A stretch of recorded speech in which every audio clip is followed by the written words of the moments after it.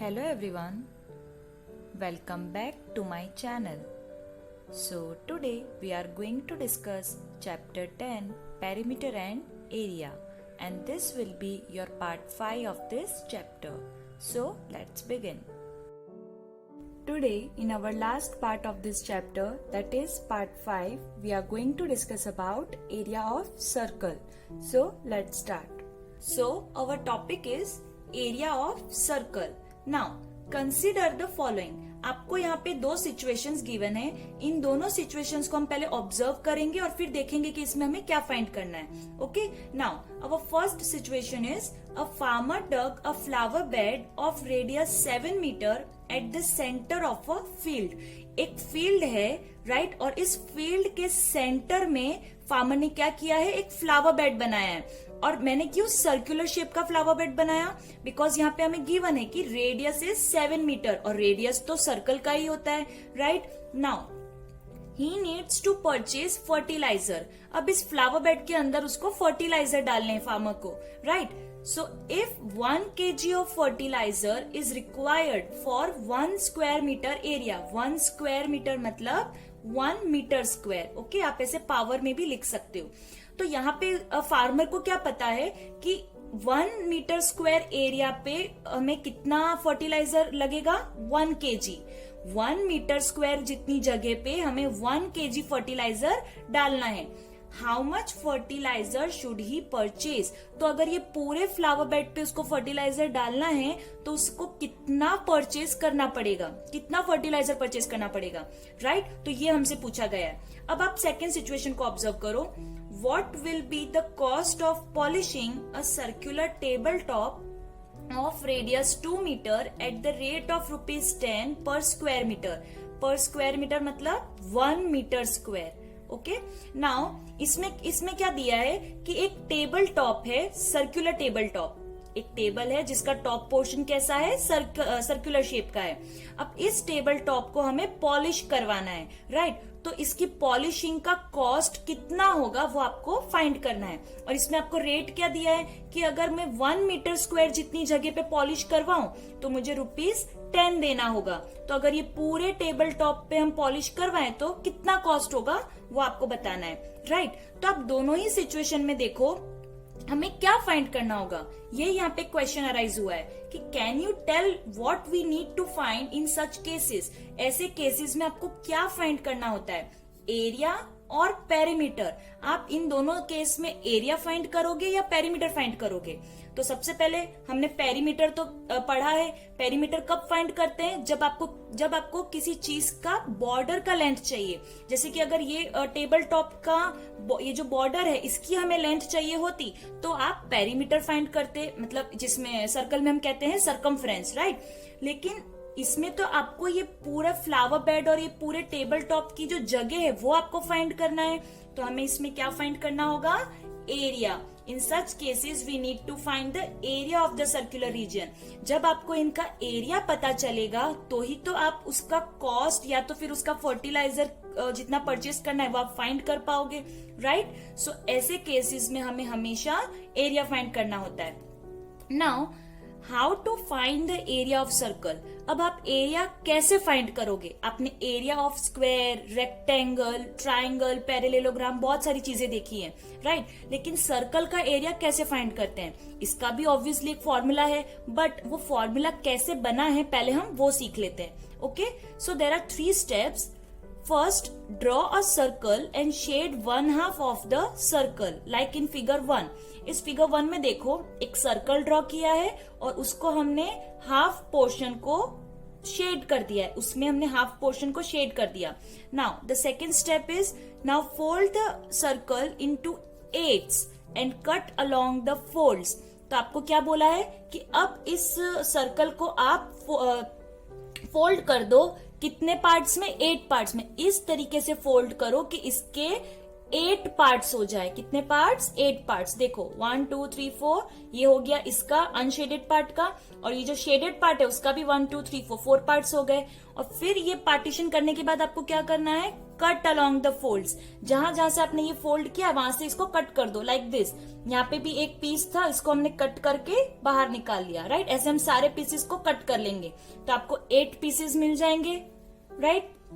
फिर आपको क्या करना है थर्ड स्टेप में, arrange the separate pieces as shown in figure 3 which is रफली a parallelogram.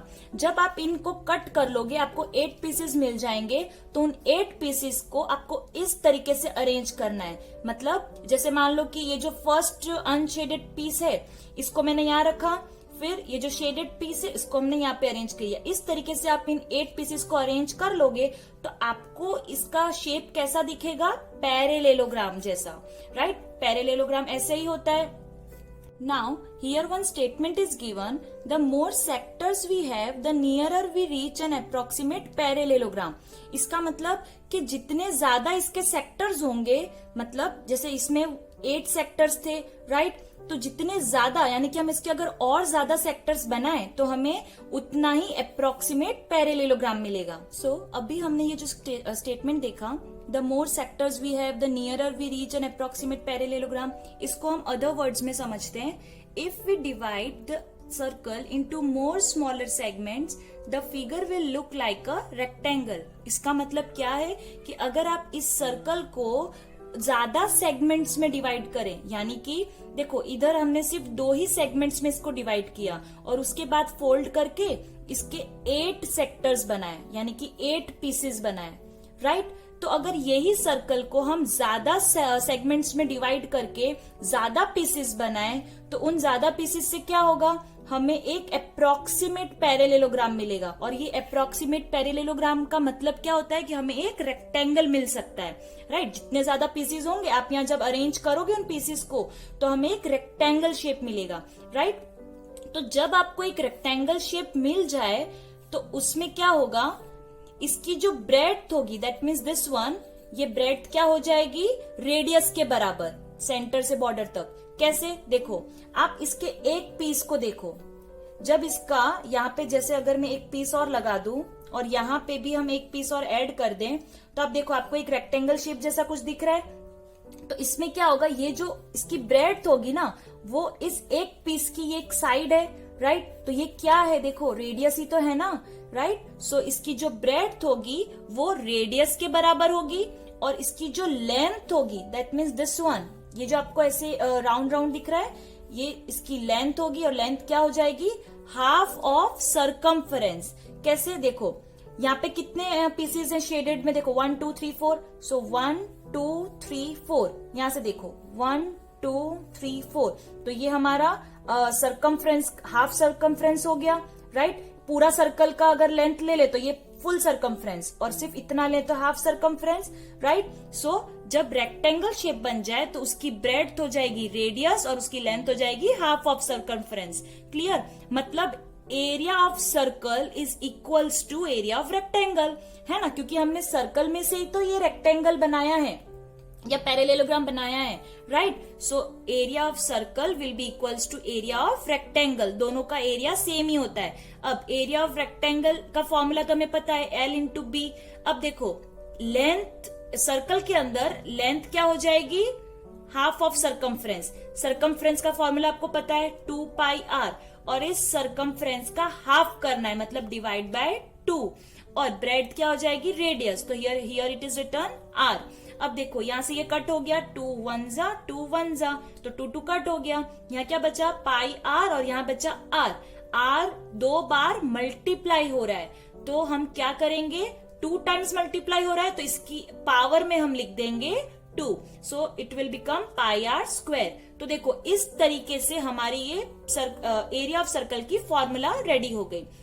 Now there are some notes that you have to remember. First, the ratio of circumference of circle to its diameter is always equals to this, pronounced as pi. और in other words, circumference is 3 times of its diameter. ये चीज हमने part 4 में भी सीखी थी, right. उसमें हमने एक टेबल देखा था, बहुत सारे एग्जाम्पल्स भी थे, राइट। तो उसमें हमने क्या सीखा था कि जो सर्कमफ्रेंस होता है सर्कल का वो डायामीटर का 3 टाइम्स होता है। या फिर आप बोल सकते हो इक्वल्स टू पाई, और पाई की वैल्यू क्या होती है 22/7 और 3.14। ओके, तो ये आपको याद रखना है, पाई की वैल्यू ये दोनों होती है एंड सरकमफ्रेंस डायमीटर का 3 टाइम्स होता है, या फिर इक्वल्स टू पाई। ये आपके एमसीक्यू या फिलअप्स में आ सकता है। Okay, now third one, if the value of pi is not mentioned then we take the value according to the radius। अब देखो, अगर क्वेश्चन में आपको पाई की वैल्यू ऑलरेडी गिवन है, यानी कि आपको बोल दिया है कि पाई की वैल्यू 22/7 लेनी है, तो आपको यही लेनी पड़ेगी। अगर बोला है कि 3.14 तो आपको 3.14 को ही लेना है, तब आप अपने हिसाब से नहीं ले सकते।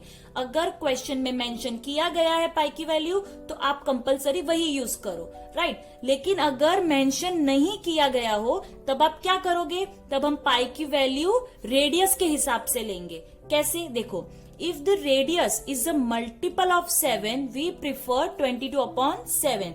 अगर आपका रेडियस क्वेश्चन में मल्टीपल ऑफ 7 है, यानी कि 7 का कोई भी मल्टीपल है, जैसे कि 7, 14, 28, 35, ये सब क्या होते हैं 7 के मल्टीपल्स, राइट। तो ऐसा कोई भी मल्टीपल आ जाए 7 का, तब आप समझ जाओ कि आपको 22/7 लेनी है पाई की वैल्यू, क्योंकि उससे क्या होगा, आपको कटिंग में इजी रहता है। ओके, और अगर मल्टीपल नहीं है, मतलब कि अदर केसेस में आपको 3.14 लेना है, सिंपल। तो अगर 7 के मल्टीपल्स हैं तो आपको लेना है 22/7, और अगर 7 के मल्टीपल्स नहीं है तो आपको लेना है 3.14। ओके, हम एग्जांपल्स देख लेते हैं। Find the area of circle whose radius is 14 centimetre. इसमें रेडियस क्या गिवन है 14। तो सबसे पहले देखो, इसमें आपको पाई की वैल्यू गिवन नहीं है, मतलब हमें रेडियस के हिसाब से पाई की वैल्यू डिसाइड करनी पड़ेगी। तो अब रेडियस 14 सेंटीमीटर है और 14 7 का मल्टीपल है, राइट, 7 की टेबल में आता है। सो हमें इसमें कौन सी पाई की वैल्यू क्या लेनी है 22/7। So area of circle equals to pi are square. Pi की वैल्यू 22/7 इंटू आर स्क्वायर, यानी कि आर को 2 बार मल्टीप्लाई करना है।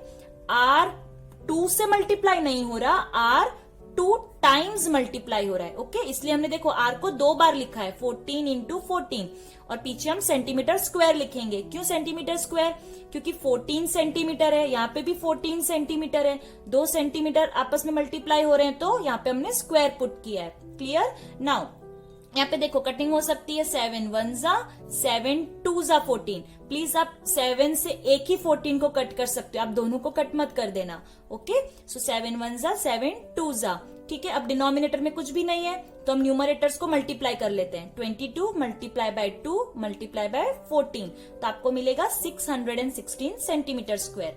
क्लियर। अब हम दूसरा जो हमारा सिचुएशन है उसको भी हम देख लेते हैं। Find the area of circle whose radius is 8 centimetre. अब इसमें देखो, इसमें भी पाई की वैल्यू मेंशन नहीं की गई है, तो हमें रेडियस के हिसाब से देखना पड़ेगा। अब देखो रेडियस क्या है 8 centimetre.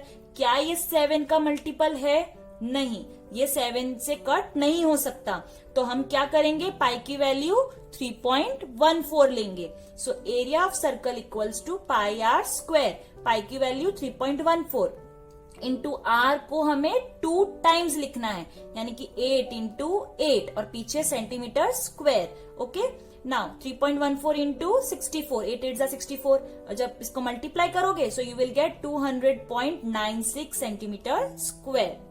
So this was all about the last part of this chapter, that is part 5, and I hope you have understood it. Now in the next video we will do some questions from our 5th exercise, that is exercise 10E. So till then, bye bye.